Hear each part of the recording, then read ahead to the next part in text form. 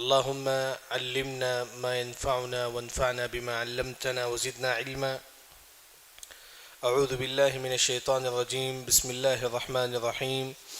والشمس وضحاها والقمر اذا تلاها والنهار اذا جلاها. آج انشاءاللہ ہماری تفسیر ہوگی سورۃ الشمس. سب سے پہلی جو بات ہے کہ شمس کا معنی کیا ہے؟ سورج کو بولتے ہیں، تمام کو معلوم ہے، سن اسی کو شمس بولتے ہیں. یہ سورت کا نام جو ہے نا سورۃ الشمس. بسم اللہ الرحمن الرحیم. والشمس وضحاها. اللہ تعالیٰ قسم کھاتے ہیں کس کا؟ سن کا، سورج کی اللہ تعالیٰ قسم کھاتے ہیں. وضحاها اور چاش کے وقت کے. سب سے پہلے سورج کی اللہ تعالیٰ قسم کھاتے ہیں اور اس کے بعد وضحاها چاش کا وقت. اللہ تعالیٰ جب کسی چیز کا قسم کھاتے ہیں وہ امپورٹنٹ ہے تو تبھی قسم کھاتے ہیں. ایسا کہ چاش کا وقت بہت امپورٹنٹ ہے. ایسا کہ اب یہیں پر آپ بیٹھے رہیں گے، پھر سورج طلوع ہونے کے بعد، سورج طلوع ہونے کے 20 منٹ بعد اگر آپ 2 رکعت نماز پڑھیں گے تو آپ کو کیا ثواب ملے گا؟ کان لہ کاجر حجۃ وعمرۃ تامۃ تامۃ تامہ. مکمل حج اور عمرے کا ثواب ملے گا. فجر کی نماز جماعت کے ساتھ پڑھے، پھر مسجد میں کہیں بھی بیٹھ گئے، پھر اس کے بعد سورج طلوع ہونے کے 20 منٹ بعد 2 رکعت نماز پڑھ لیں، جسے چاش کی نماز بولیے، ضحیٰ کی نماز بولیے. ثواب کیا ملے گا؟ مکمل حج اور عمرے کا ثواب ملے گا. اسی طرح عورتیں ہیں، ان کو تو مسجد میں انتظام نہیں ہے. اگر عورتیں وقت پہ نماز پڑھتی ہے گھر میں فجر کی نماز، پھر وہیں بیٹھ جاتی ہے ذکر کرتے ہوئے یہاں تک کہ سورج طلوع ہوتا ہے، اس کے بعد 20 منٹ بعد جو ہے نا وہ 2 رکعت نماز پڑھتی ہے، اس عورت کو بھی مکمل حج اور عمرے کا ثواب ملے گا. اسی وجہ سے اللہ تعالیٰ وضحاها چاش کے وقت کی بھی اللہ تعالیٰ قسم کھاتے ہیں. اس کے بعد والقمر قسم ہے چاند کی، اذا تلاها جب وہ نکلتا ہے، جب وہ طلوع ہوتا ہے. یعنی کہ محرم کی 15ویں تاریخ کو سورج جب ڈوبتا ہے اس کے پیچھے کیا نکلتا ہے؟ چاند نکلتا ہے. ہر مہینے کے جو عربی تاریخ کے ہر مہینے کی 15ویں تاریخ کو جب چاند یہ سورج ڈوبتا ہے اس کے پیچھے کیا نکلتا ہے؟ چاند نکلتا ہے فوری. وہی اللہ تعالیٰ فرماتے ہیں کہ قسم ہے چاند کی اذا تلاها جب وہ طلوع ہوتا ہے.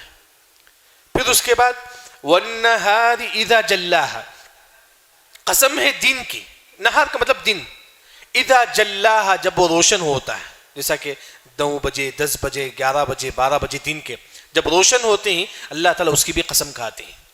دن کے اجالے کی بھی اللہ تعالیٰ قسم کھاتے ہیں.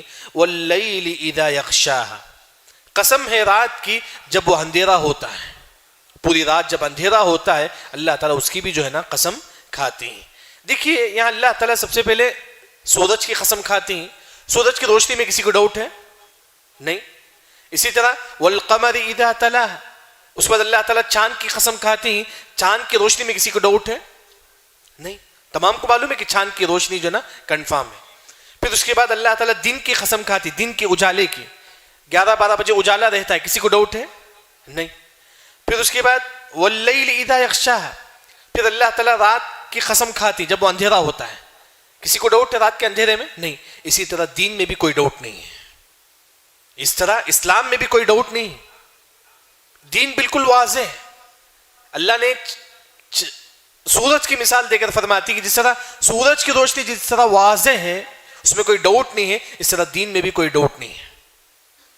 دین میں بھی جو ہے نا کوئی ڈاؤٹ نہیں ہے، بالکل دین جو ہے نا واضح ہے، آسان ہے دین. ان الدین یسر دین آسان ہے، لیکن اس کو حاصل کرنے کے لیے تھوڑی محنت کرنا پڑے گا. دین کا علم حاصل کرنے کے لیے محنت ہونی پڑے گی. اللہ نے فرمایا کہ والذین جاہدوا فینا لنہدینہم سبلنا اگر آپ محنت کریں گے دین کا علم حاصل کرنے کے لیے اللہ تعالیٰ آپ کے لیے جو ہے نا دین کا راستہ آسان کر دیں گے.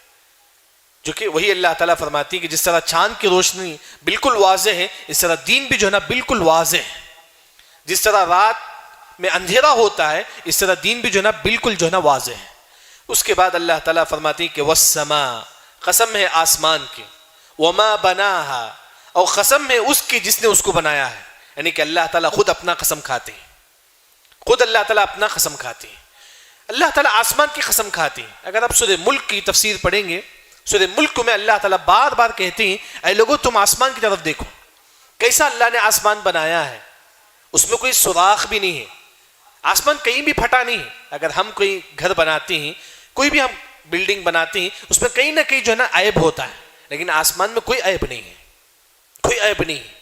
تو وہی اللہ تعالیٰ فرماتی ہیں کہ وَالسَّمَاءِ وَمَا بَنَاهَا، قسم ہے آسمان کی، اور اس کی بھی اللہ تعالیٰ قسم کھاتی ہیں جس نے آسمان کو بنایا ہے، وہ کون ہے؟ اللہ تعالیٰ۔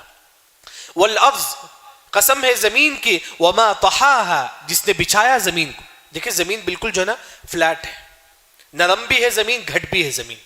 اللہ ہمارے حساب سے زمین کو بنایا ہے، ہم چل بھی سکتے ہیں، اگر زمین زیادہ نرم ہوتا ہمیں اندر چل جاتے، چلتے چلتے اندر چل جاتے ہیں، لیکن اللہ نے زمین کو کیسے بنایا؟ جیسے ہمارے لیے فائدہ ہے، ہم زمین میں کھیتی باڑی بھی کر سکتے ہیں، مردے کو دفن بھی کر سکتے ہیں، اسی وجہ سے اللہ تعالیٰ زمین کی بھی اللہ تعالیٰ قسم کھاتے ہیں۔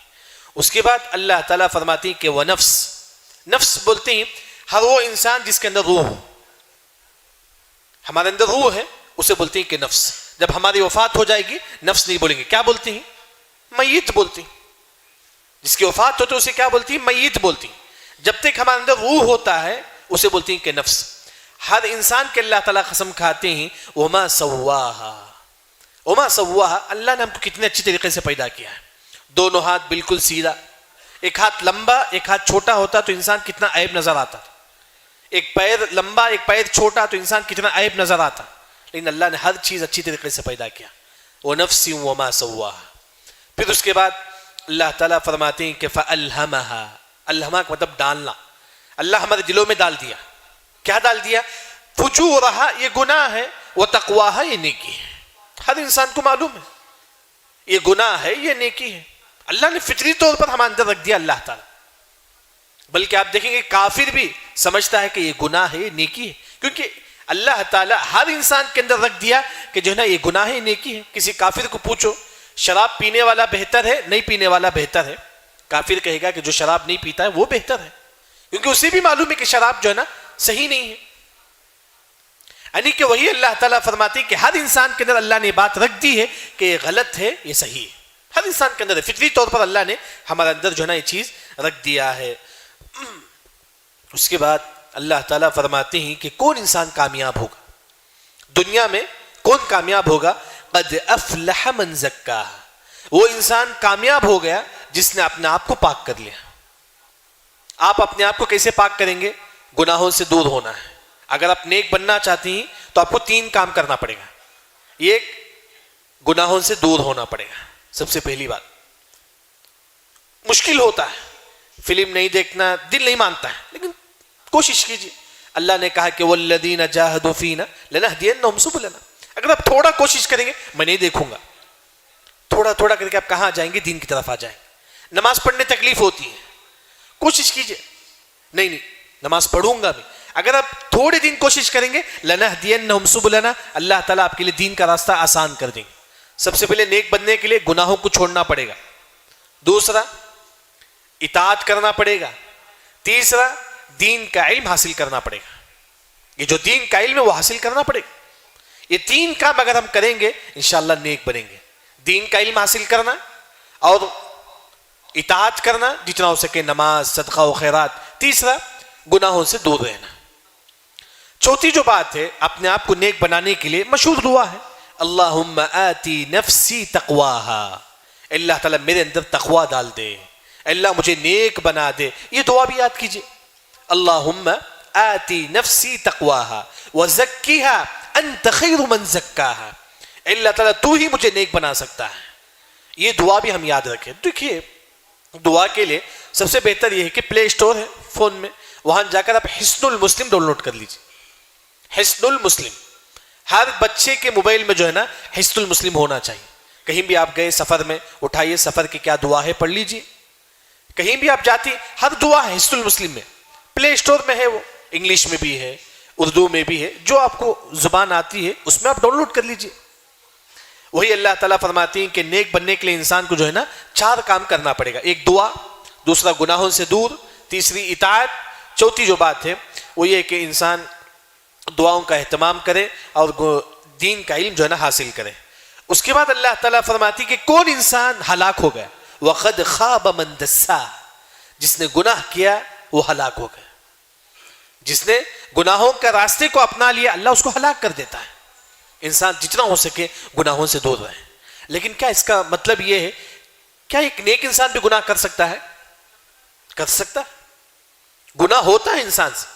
اللہ نے فرمایا کہ والذین اذا فعلوا فاحشۃ او ظلموا انفسهم ذکروا اللہ. جنتی کون ہیں؟ گناہ کرنے کے فوری اللہ سے توبہ کرتے ہیں. گناہ ہو گیا غلطی سے فوری توبہ کیجیے. غلطی سے اگر گناہ بھی ہو جاتا ہے تو فوری توبہ کیجیے. اللہ تعالیٰ تو میرے گناہوں کو معاف فرما. یعنی کہ انسان جو ہے نا یہ مت سمجھے کہ مجھے گناہ نہیں ہوتا ہے. حدیث میں خود ہے کل بنی آدم خطا. ہر انسان گناہ کرتا ہے. لیکن سب سے نیک کون ہے؟ گناہ کے فوری توبہ کرنے والا. گناہ کے بعد توبہ کرے اللہ تعالیٰ تو میرے گناہوں کو معاف فرما. اسی وجہ سے اہل علم نے کہا گناہ کے بعد توبہ کرنا واجب ہے. ہر گناہ کے بعد انسان فوری توبہ کرے. پھر اس کے بعد اللہ تعالیٰ فرماتے ہیں قوم سمود کا واقعہ اللہ تعالیٰ ذکر کرتے ہیں. قوم سمود یہ آج بھی آپ دیکھیں گے سعودی عرب میں مدائن صالح یہ وہاں رہتے تھے. قوم سمود ان کے پاس نبی کون تھے؟ صالح علیہ السلام. صالح علیہ السلام نبی بن کر آ کر تھے قوم سمود کے پاس. قوم والوں نے کہا اے صالح تم نبی ہی ہم کیسے مانیں گے؟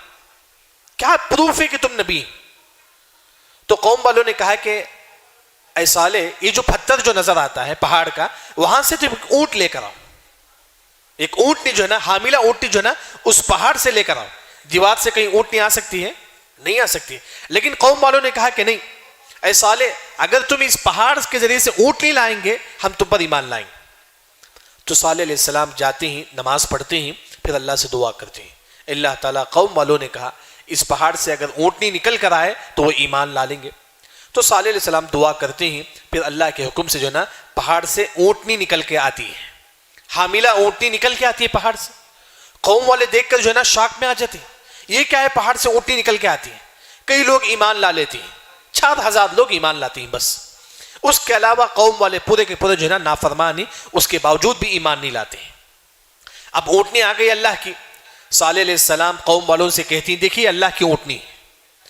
اب یہ جو پانی جو ہے نا کنواں کا یہ ایک دن صرف اللہ کی اونٹنی جو ہے نا اس کنواں سے پانی پیے گی.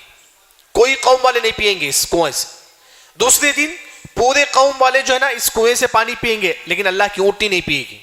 ایک دن کنویں کے پانی پینے کی باری کس کی ہے؟ اللہ کی اونٹنی کی ہے. ایک دن کس کی ہے؟ قوم والوں کی ہے. اب یہ قوم والوں کو غصہ ہوا یہ کیوں ایسا؟ یہ تو اونٹنی ہے اس وجہ سے جو ہے نا ہم پانی پینے کا بھی موقع ہم کو نہیں ملتا ہے. ایک دن صرف اللہ کی اونٹنی جو ہے نا پانی پیتی ہے. قوم والوں کو غصہ ہوتے ہیں. پورے قوم والے پلاننگ کرتے ہیں ہم اس اونٹنی کو قتل کرنا ہے. نعوذ باللہ. صالح علیہ السلام فرماتے ہیں کہ مت کرو کیونکہ یہ اونٹنی اللہ کی اونٹنی ہے. لیکن قوم والے نہیں مانتے ہیں. پھر قوم والوں نے نا تمام پلاننگ کرتی ہیں چلو ہم اس اونٹنی کو قتل کریں گے. تو تمام لوگ مل کر یہ پلاننگ کرتے ہیں کہ جو کون قتل کرے گا. ایک شخص اٹھتا ہے جس کا نام قدار بن سالف. قدار سب سے بدبخت انسان تھا. اس نے کہا کہ میں اس اونٹنی کو قتل کروں گا. نعوذ باللہ وہ تلوار لیتا ہے سب سے پہلے 2 پاؤں کو کٹ کرتا ہے پھر جو ہے نا اسے ذبح کرتا ہے اونٹنی کو. اتنا بے رحمی سے جو ہے نا اللہ کی اونٹنی کو قتل کرتا ہے. جب صالح علیہ السلام کو معلوم ہوتا ہے انہوں نے اللہ کی اونٹنی کو مار دیا ہے قتل کر دیا ہے. صالح علیہ السلام فرماتے ہیں تمہارے پاس 3 دن کا ٹائم ہے بس.